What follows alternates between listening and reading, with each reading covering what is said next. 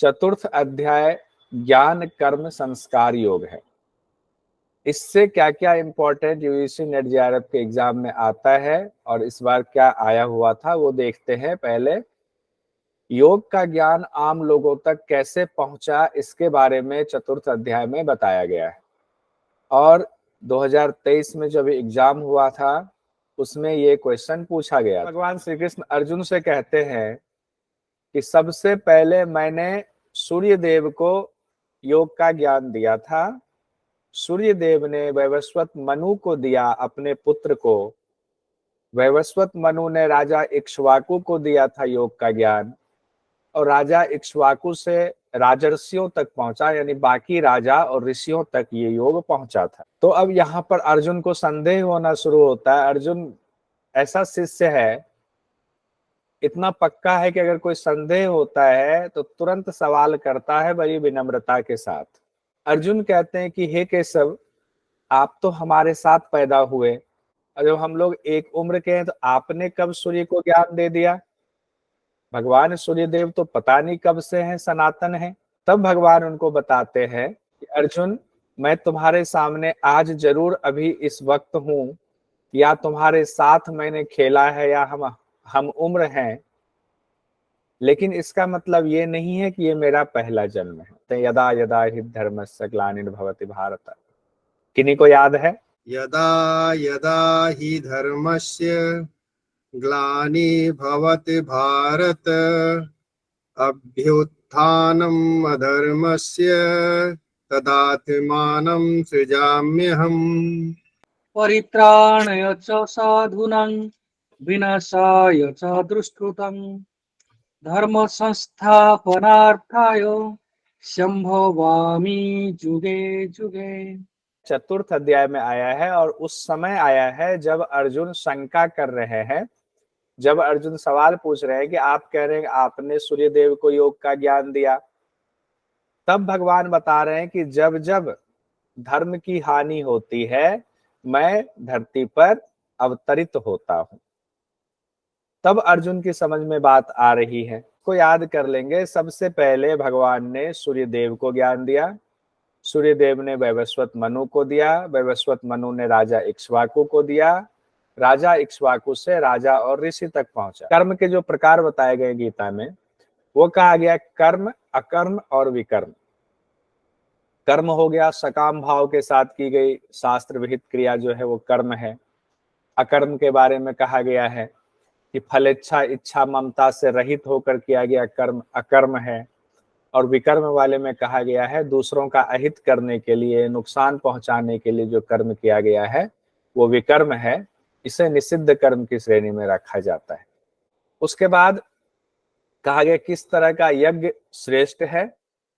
चौथे अध्याय के 24वें श्लोक में कहा गया है, कहते जिस यज्ञ में अर्पण सामग्री ब्रह्म है, द्रव्य भी ब्रह्म है, कर्ता भी ब्रह्म है, अग्नि भी ब्रह्म है, आहुति की क्रिया भी ब्रह्म है, तब उसका फल भी ब्रह्म ही होता है। यज्ञ रूपी कर्म आप कर रहे हैं और सब कुछ उसमें जितने लोग इन्वॉल्व हैं, जितनी सामग्री इन्वॉल्व है, जो क्रिया उसमें इन्वॉल्व है, सबको आपने ब्रह्म स्वरूप ही मान लिया, तब उसका फल भी ब्रह्म स्वरूप ही होगा। यही इस तरह से ही किया गया यज्ञ श्रेष्ठ माना जाएगा, यही यज्ञ श्रेष्ठ होगा। उसके बाद कहा गया है यज्ञ के दौरान प्राणायाम का जिक्र आया हुआ है। कहा गया है कि बहुत सारे लोग अपने शरीर में यज्ञ कर रहे हैं, प्राणायाम रूपी यज्ञ कर रहे हैं। भगवान कहते हैं, यहाँ पर नोट हमने लिखा हुआ, इसको ध्यान से देखिए कि प्राणायाम की ये विधि भगवान नहीं बता रहे हैं। भगवान कह रहे हैं कि विद्वान लोग इस तरह से प्राणायाम रूपी यज्ञ कर रहे हैं, यानी प्राणायाम को भी यज्ञ मान करके वो क्रिया कर रहे हैं। तो भगवान कहते हैं यज्ञ के ऐसे कई तरीके वेदों में वर्णित हैं। इसे प्राण का यज्ञ यानी प्राणायाम कहा गया, यानी प्राणायाम जो हम कर रहे हैं एक तरह से प्राण का यज्ञ कर रहे हैं। तो भगवान जो है किसी और विद्वान के का रेफरेंस दे करके जो बात कह रहे हैं वो क्या कह रहे हैं श्लोक में वो देखिए।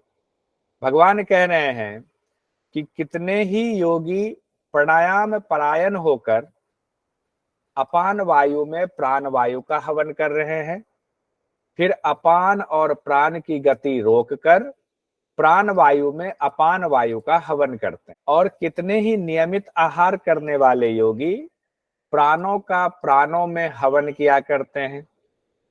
ये सभी साधक यज्ञों द्वारा पापों का नाश करने वाले और यज्ञों को जानने वाले हैं, यानी भगवान ने उनकी प्रशंसा भी की है।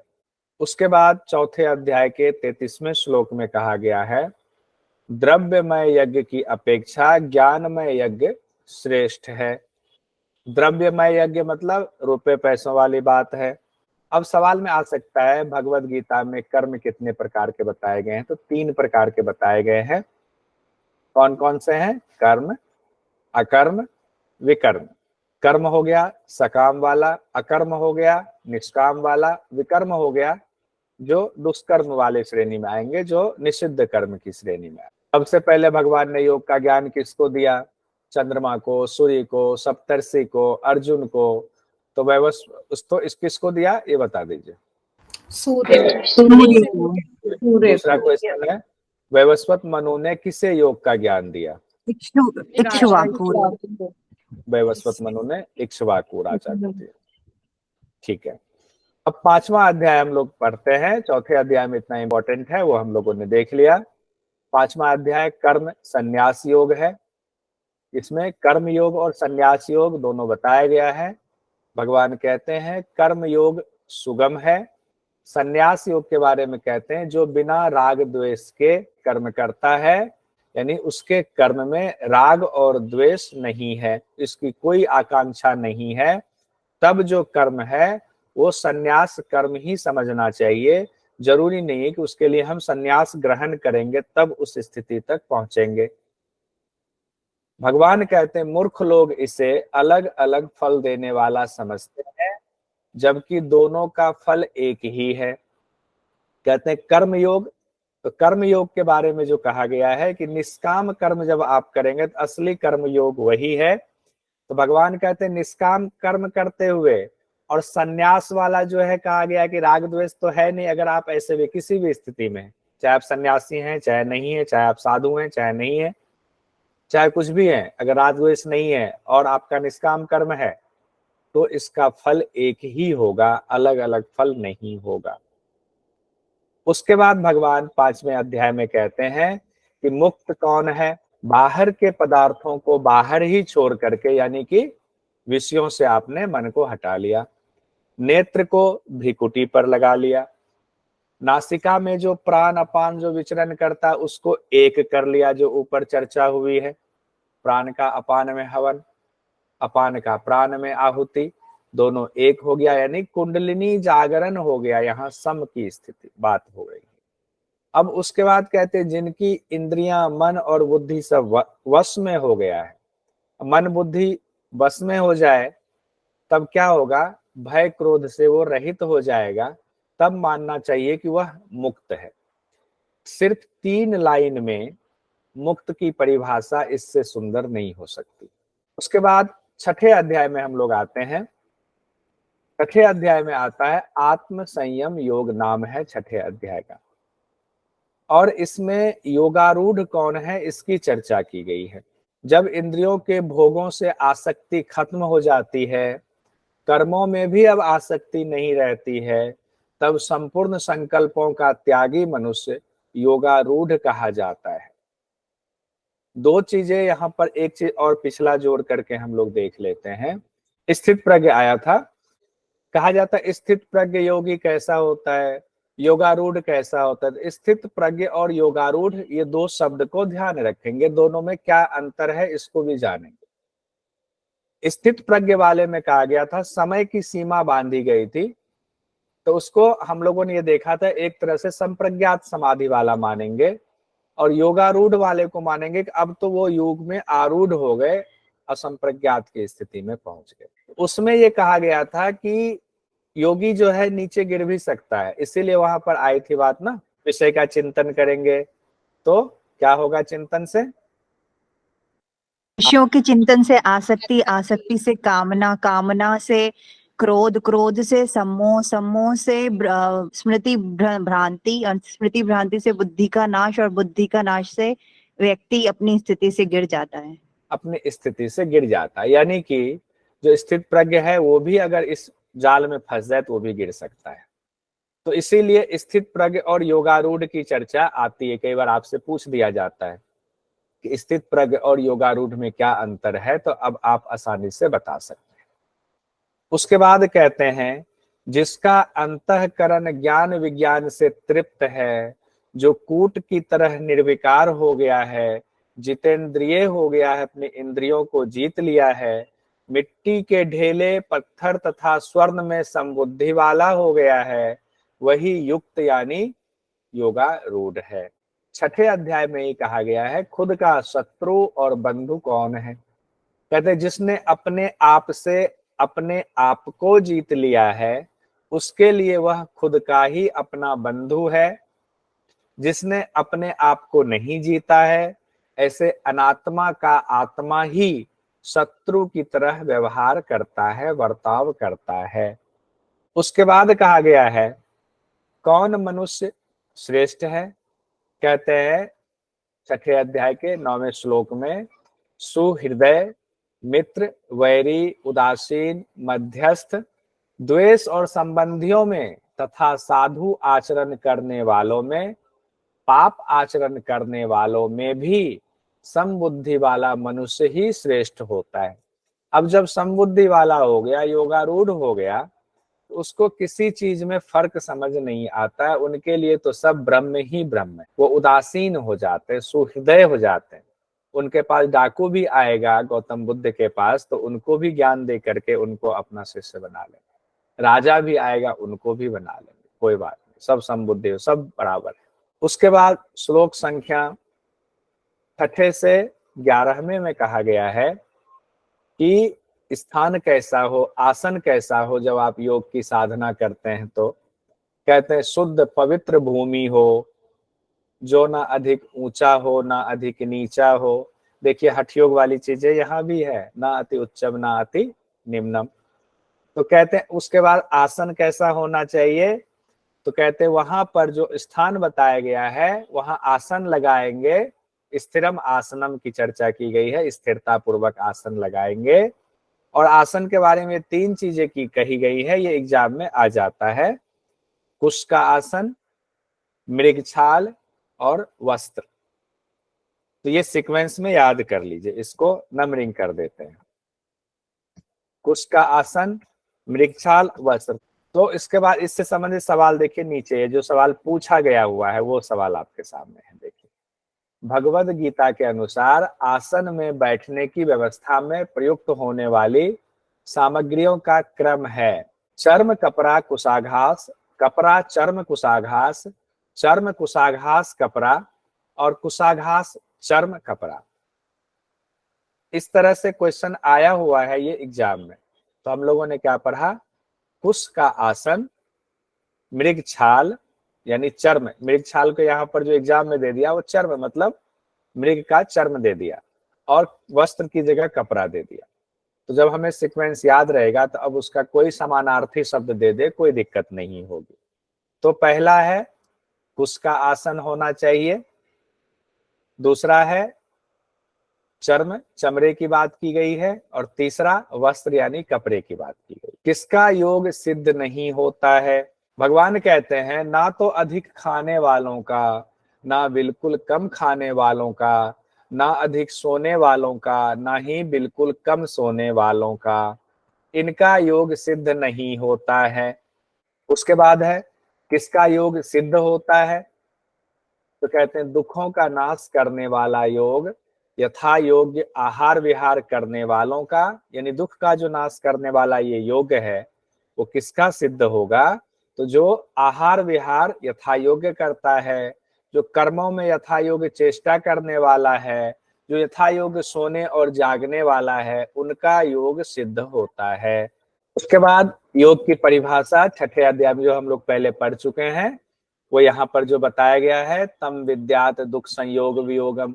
इस शब्द को याद रखेंगे, ये शब्द जरूर दिया जाता है, दुख संयोग वियोगम, मेन कोर वाला पॉइंट यही है। तो दुख संयोग वियोगम जैसे ही आए आप समझ जाना कि 6ठे अध्याय का 23वां नंबर श्लोक हमारे सामने आया हुआ है, तो 3 श्लोक हम लोगों ने याद किया है गीता में, जो कि योग की परिभाषा है। दूसरे अध्याय का 48वां, दूसरे अध्याय का 50वां और छठे अध्याय का 23वां। इसको तो बस रट जाइए, टिप पर रट जाइए। ये 3 है। अगर पूछा जाएगा तो इसी 3 में से योग की परिभाषा वाला पूछा जाएगा। 2022 में यही पूछा गया था। कहते जो इस दुख रूपी संसार में रहकर भी उससे अछूता है, जिसका नाम योग है, उसको जानना चाहिए। यानी योग इस दुख रूपी संसार में रहकर भी अछूता है। यह योग बिना उकताए हुए धैर्य के साथ निश्चय पूर्वक करना ही कर्तव्य है। अब आगे बढ़ते हैं। कहा गया मन का निग्रह कैसे करें। तो भगवान कहते हैं ये मन बहुत चंचल है, इसको स्थिर करना बड़ा कठिन है, लेकिन अभ्यास और वैराग्य के द्वारा इसका निग्रह किया जाता है। तो अभ्यास और वैराग्य सब दिया गया है यहाँ पर। और हम लोगों ने पातंजल योग दर्शन में पढ़ा हुआ है, अभ्यास और वैराग्य के द्वारा क्या करना है, चित्त की वृत्तियों का निरोध करने की बात कही गई है। यहाँ मन का निग्रह करने के लिए अभ्यास और वैराग्य कहा गया है। ध्यान रखेंगे, दोनों चीजें एक साथ जुड़ गई तो अच्छा हुआ। अब जो क्वेश्चन पूछा गया था वो था, श्रीमद् भगवद गीता में मनोनिग्रह का साधन बताया गया है। देखिए, अभ्यास एवं तप, प्राणायाम एवं ज्ञान योग, अभ्यास एवं वैराग्य, तप एवं स्वाध्याय। तो क्या होगा, अभ्यास एवं वैराग्य। तो कहाँ कहाँ से क्वेश्चन पूछा जा रहा है। इतना सजग होकर के हम नहीं पढ़ते, हम तो सोचते हैं गीता पढ़ा, बहुत अच्छा लगा, सुन लिया। और क्वेश्चन कहाँ से पूछा जा रहा है कि श्रीमद् भगवद गीता में मनोनिग्रह का साधन बताया गया, तो अभ्यास वैराग्य को बताया गया है। उसके बाद योग भ्रष्ट पुरुष की क्या गति होती है।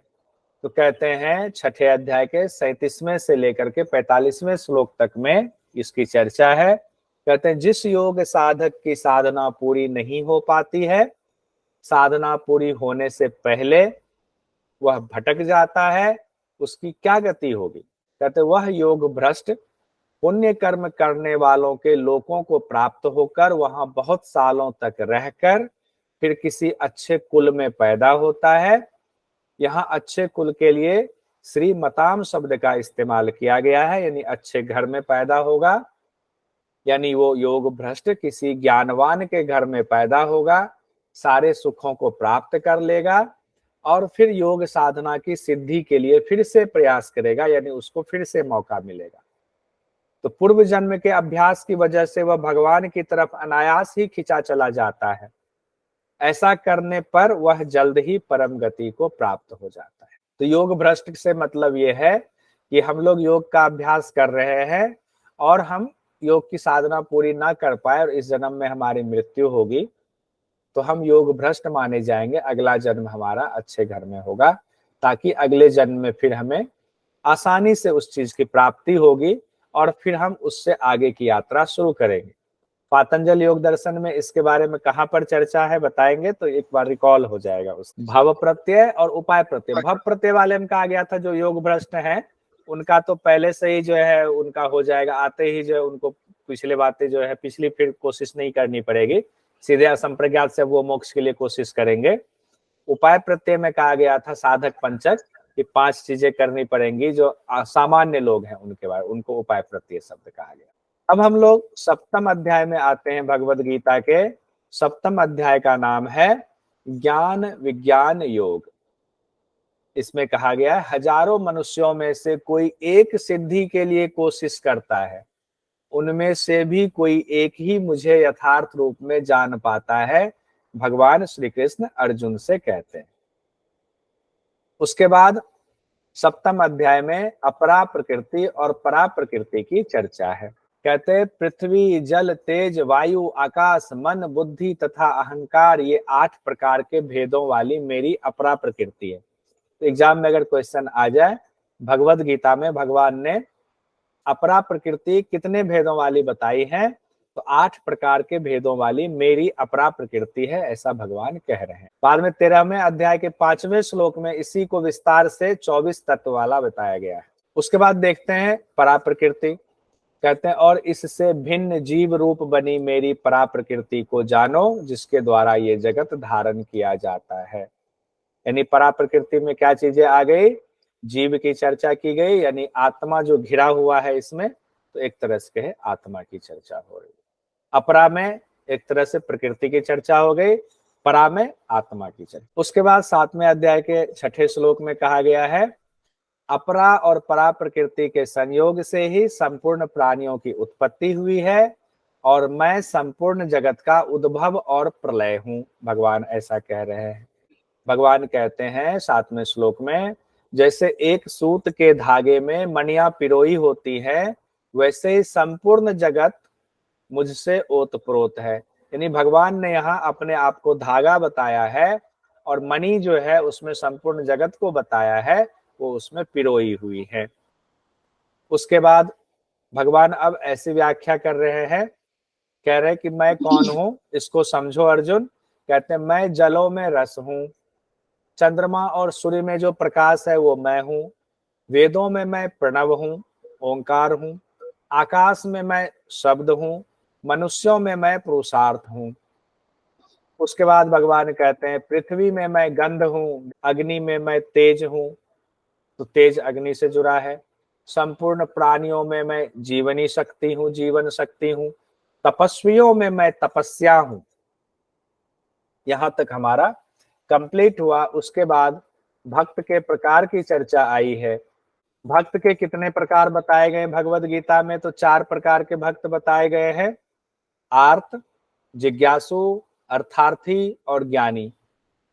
आर्त के बारे में कहा गया है जब प्राण संकट में हो, आफत में फंस जाए, तो दुख दूर करने के लिए भगवान को पुकारते हैं, वो आर्त की श्रेणी में आएगा, जैसे उत्तरा की तरह। जिज्ञासु में कहा गया है जिसमें अपने स्वरूप यानी कि भगवत तत्व को जानने की प्रबल इच्छा होती है कि मेरा स्वरूप क्या है, मैं कौन हूं, ये प्रकृति क्या है, मन क्या है। जो तत्वों को जानना चाहता है, आत्मा को जानना चाहता है, कहते ये जानने के लिए भगवान की शरण लेता है, वो जिज्ञासु है। उसके अंदर बहुत जिज्ञासाएं होंगी। अर्थार्थी जो सुख सुविधा के लिए, धन संपत्ति के लिए मेरी भक्ति करता है, वो अर्थार्थी है। भगवान यहाँ अर्जुन को बता रहे हैं। कहते हैं ज्ञानी कौन है, ज्ञानी को अनुकूल और प्रतिकूल परिस्थितियों में भी भगवान के सिवाय कुछ नहीं दिखता है, वो ज्ञानी है। 4 प्रकार से मनुष्य मेरा भजन करते हैं, यानी कि जो अर्थार्थी हैं वो भी भजन कर रहे हैं कि 1 किलो लड्डू लेकर आज मंदिर में जाएंगे, हे भगवान हमारा उद्धार कर देना, ये काम हो जाए तो अर्थार्थी हो गए हम लोग। तो भगवान कहते हैं 4 तरह से मेरी आराधना लोग कर रहे हैं। भगवान कहते हैं ज्ञानी भक्त उत्तम श्रेणी में आते हैं, मुझे अत्यंत प्रिय है, यानी भक्त मुझे तत्व से जानते हैं, एक ही भाव से स्थिर है, साक्षात मेरा ही स्वरूप उसको समझना चाहिए। ज्ञानी के बारे में कहा गया है। तो अगर आ जाए 4 जो प्रकार के भक्तों की श्रेणी बताई गई है, भगवान को सबसे प्रिय कौन है या सबसे उत्तम श्रेणी का भक्त कौन माना जाएगा, तो ज्ञानी भक्त सबसे उत्तम श्रेणी का माना जाएगा। और भगवान ने साफ साफ कहा है कि मुझे अत्यंत प्रिय है ज्ञानी भक्त। उसके बाद समाधि की चर्चा है 8वें अध्याय में। समाधि के बारे में कहा गया है भक्ति युक्त मनुष्य अंत समय में योग बल के द्वारा भ्रिकुटी के मध्य में प्राणों को अच्छी तरह से प्रविष्ट कराकर जब प्राण छोड़ता है तो वो परम दिव्य पुरुष को ही प्राप्त होता है। आगे कहते हैं 8वें अध्याय के 13वें श्लोक में, इंद्रियों के सभी द्वारों को रोककर मन का हृदय में निरोध करके और अपने प्राणों को मस्तक में स्थापित करके, यानी आज्ञा चक्र में, जो साधक ओम यानी एक अक्षर ब्रह्म का मानसिक उच्चारण करता हुआ मेरा स्मरण करता है और फिर शरीर को त्याग करता है, वह परम गति को प्राप्त होता है। उसके बाद भगवत गीता में ब्रह्मा का दिन और रात बताया गया कि ब्रह्मा भगवान का एक दिन कितना होता है, एक रात कितना होता है। कहते हैं 1000 चतुर्युगी वाला एक दिन होता है। और एक रात्रि कहा गया 1000 चतुर्युगी वाला एक रात्रि होता है। अब चतुर्युगी 4 युग हम लोग जानते हैं, सतयुग, त्रेता युग, द्वापर युग, कलयुग। ये एक हुआ, चतुर्युगी का एक है। ऐसा ऐसा जब 1000 चतुर्युगी पूरा होगा तो ब्रह्मा जी का एक दिन होगा, और ऐसा ऐसा 1000 चतुर्युगी पूरा होगा तो ब्रह्मा जी की एक रात्रि होगी। कहते हैं जो मनुष्य इस बात को जानता है वो ब्रह्मा के दिन रात को जानने वाला होता है, भगवान अर्जुन से कह रहे हैं। उसके बाद सृष्टि की रचना और लय के बारे में कहा गया है कि ब्रह्मा के दिन के शुरुआत में अव्यक्त व्यक्त हो जाता है, यानी सृष्टि की रचना हो जाती है। और प्रलय कैसे होता है? जब ब्रह्मा के रात के शुरुआत में व्यक्त ब्रह्मा में लीन होकर अव्यक्त हो जाता है, यानी व्यक्त और अव्यक्त जो दिख रहा है ये व्यक्त है, और जब ये लीन हो जाएगा तो अव्यक्त हो जाएगा। कहते हैं कि जो 1000 चतुर्युगी बताया गया है, जब उसके दिन की शुरुआत होती है तो सृष्टि की रचना हो जाती है, रात की शुरुआत होती है तो सृष्टि का लय हो जाता है, प्रलय हो जाता है। उसके बाद 8वें अध्याय में ही कहा गया है उत्तरायण और दक्षिणायन, जो पूरा 1 साल का संवत्सर है उसको 2 भाग में बांटा गया है। 6 महीने का उत्तरायण, 6 महीने का दक्षिणायन। इसमें कहा गया है इस मार्ग से शरीर छोड़कर गए हुए ब्रह्मवेत्ता पुरुष पहले ब्रह्मा को प्राप्त होकर फिर ब्रह्म को प्राप्त हो जाते हैं, यानी मोक्ष को प्राप्त कर लेते हैं। दक्षिणायन के बारे में कहा गया है इस मार्ग से शरीर छोड़कर जाने वाला योगी चंद्रमा की ज्योति को प्राप्त होकर लौट आता है, यानी जन्म मरण को प्राप्त होता है। जैसी आपकी गति होगी, जैसा आपका व्यवहार कर्म रहा है, उस हिसाब से आपका पुनर्जन्म होगा। यहाँ 8 अध्याय तक हम लोगों ने कंप्लीट कर लिया। 9वां अध्याय से हम लोग कल कर लेंगे।